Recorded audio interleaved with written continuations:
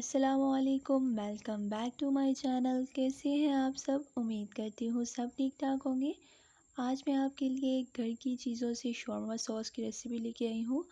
हम 2 सॉसेस बनाएंगे और बहुत ही कम बजट में बनाएंगे। तो चले जी रेसिपी को स्टार्ट करते हैं। बिस्मिल्लाहिर्रहमानिर्रहीम।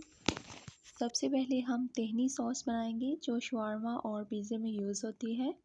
उसके लिए मैंने 1 कप मायोनीज़ ली है। इसको मैंने मिक्सी जार में डाल दिया है। ग्राइंडर में डाल लें या मिक्सी जार में डाल लें, एक ही बात है।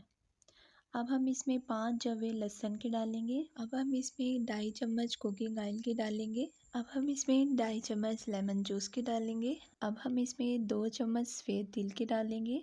2 टेबलस्पून हम इसमें सफ़ेद सिरका डालेंगे। 1 टीस्पून हम इसमें काली मिर्च का पाउडर डालेंगे। 1 टीस्पून हम इसमें नमक डालेंगे।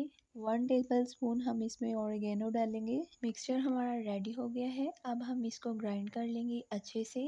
तकरीबन 2 मिनट तक आपने अच्छे से इसको ग्राइंड करना है ताकि हमारी सॉस बहुत ही अच्छी तरह से तैयार हो। आप देख सकते हैं कि माशाल्लाह से हमारी तहनी सॉस बहुत ही ज़बरदस्त रेडी हो चुकी है।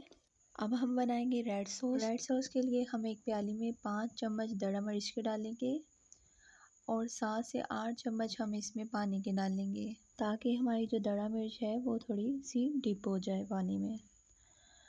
अब हम इसको मिक्स कर लेंगे। मिक्स करने के बाद हम इसको तकरीबन 10 मिनट के लिए छोड़ देंगे। अब आ जाते हैं नेक्स्ट स्टेप की तरफ। ग्राइंडर के जग में मैं एक छोटे साइज़ का प्याज चॉप करके डालूँगी। अब हम इसमें 5 जवे लहसुन के डालेंगे। 3 टेबलस्पून हम इसमें सोया सॉस के डालेंगे। 3 टेबलस्पून हम इसमें सिरके के डालेंगे। हाफ़ टी स्पून हम इसमें नमक डालेंगे। 4 टेबलस्पून हम इसमें कुकिंग ऑयल डालेंगे। अब हम इसमें दड़ा मिर्च का जो पेस्ट हमने बनाया था वो इसमें डाल देंगे और इसको हम 2 मिनट तक ग्राइंड कर लेंगे। हमने इतना ग्राइंड करना है कि बहुत अच्छा सा हमारा माइल्ड सा पेस्ट बन जाए।